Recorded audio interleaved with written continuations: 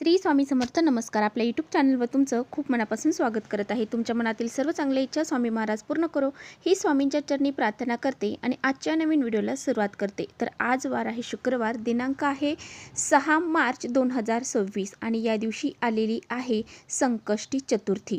फाल्गुन महिन्यात येणाऱ्या संकष्टी चतुर्थीला भालचंद्र संकष्टी चतुर्थी असं म्हटलं जातं. असं म्हटलं जातं की गणपती बाप्पांची विधिवत पूजा अर्चा करून, व्रत करून, काही प्रभावी उपाय किंवा सेवा जर आपण केल्या तर व्यक्तीच्या जीवनामध्ये सर्व सुख, संपत्ती, समृद्धी मिळते आणि गणपती बाप्पांची कृपा, आशीर्वाद देखील त्या व्यक्तीला प्राप्त होतात. त्याचबरोबर घरामध्ये सुख, समृद्धी वाढून हे व्रत बुद्धी आणि विवेकाची देवता असलेल्या गणपती बाप्पांना समर्पित आहे. त्यामुळे हे व्रत प्रत्येकाने आपल्या मुलांसाठी आणि आपल्या घरातील प्रगतीसाठी करायचं आहे.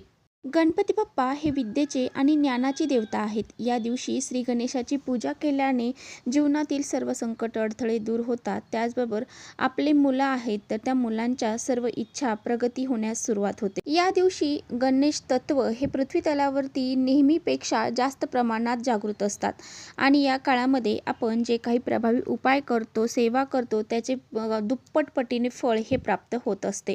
आणि म्हणूनच आजच्या व्हिडिओमध्ये मी जे काही उपाय तुम्हाला सांगणार आहे तर हा उपाय अतिशय प्रभावशाली आहे. हा उपाय जर आपण आज संध्याकाळी आपल्या घरामध्ये जर केला तर कितीही कठीण इच्छा असू द्या ती पूर्ण झाल्याशिवाय राहणार नाही. घरातील सर्व दुःख, संकट, अडचणी दूर होतील. संध्याकाळी कापूरसोबत आपल्याला ही एक वस्तू जाळायची आहे.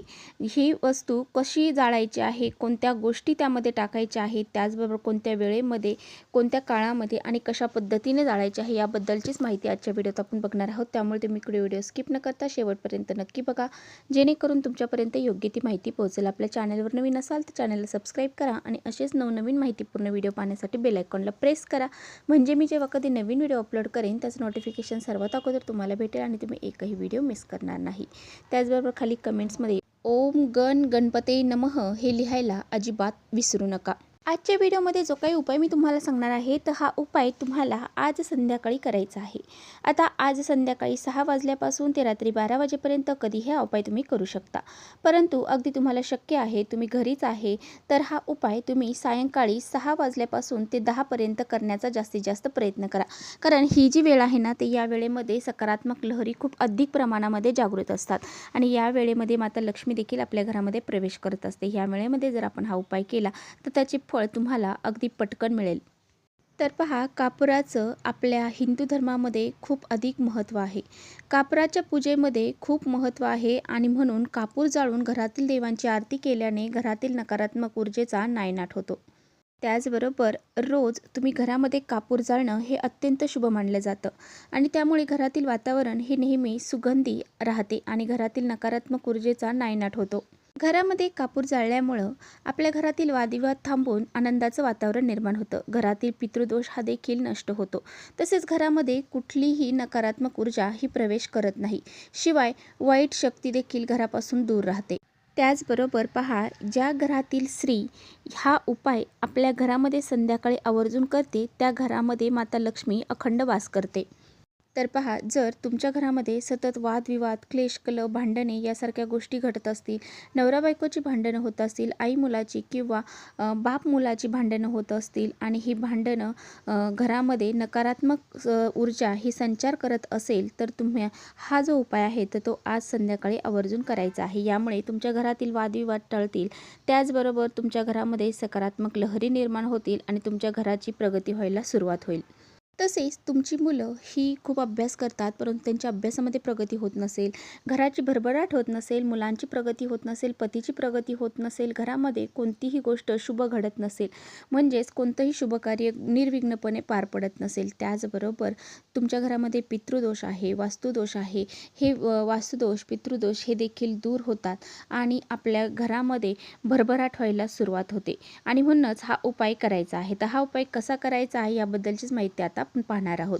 तर हा उपाय करण्यासाठी पहा, तुम्हाला आज संध्याकाळी 6 वाजता म्हणजे 6 वाजता तुमच्या घरातील दिवा जो आहे, देवघरातील दिवा हा प्रज्वलित करून घ्यायचा आहे।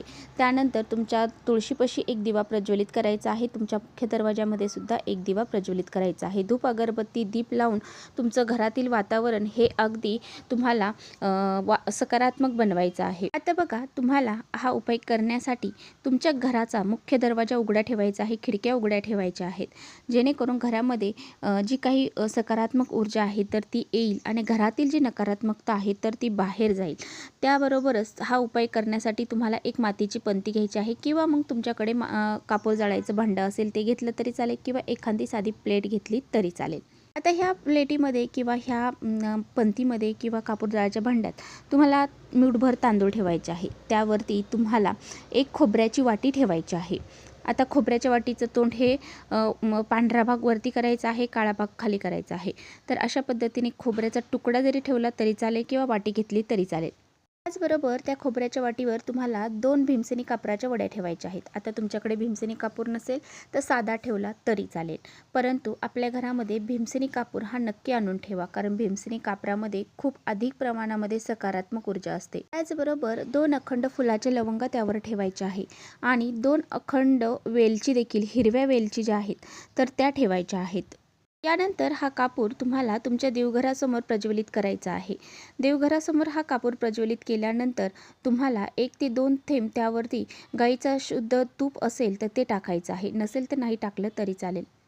आपण जर गाईचं गावरान तूप 1-2 थेंब त्या कापरावरती टाकलं तर त्यामुळे आपल्या घरामध्ये सकारात्मक ऊर्जा येते, सात्विकता आणण्याचं काम हे तूप करत असतं आणि तूप हे माता लक्ष्मीला देखील अतिशय प्रिय आहे आणि तुपाच्या वासामुळे माता लक्ष्मी आपल्या घराकडे आकर्षित होते असं म्हटलं जातं। म्हणून जर तुमच्याकडे तूप असेल तर 1-2 थेंब तुम्हाला त्यावरती टाकायचं आहे। त्यानंतर तुम्हाला हा कापूर प्रज्वलित केल्यानंतर ओम श्रीम विघ्नहर्ताय नमः, ओम श्रीम विघ्नहर्ताय नमः या मंत्राचा कंटिन्यू जप करायचा आहे। जोपर्यंत कापूर जळत आहे तोपर्यंत हा जप तुम्हाला करायचा आहे।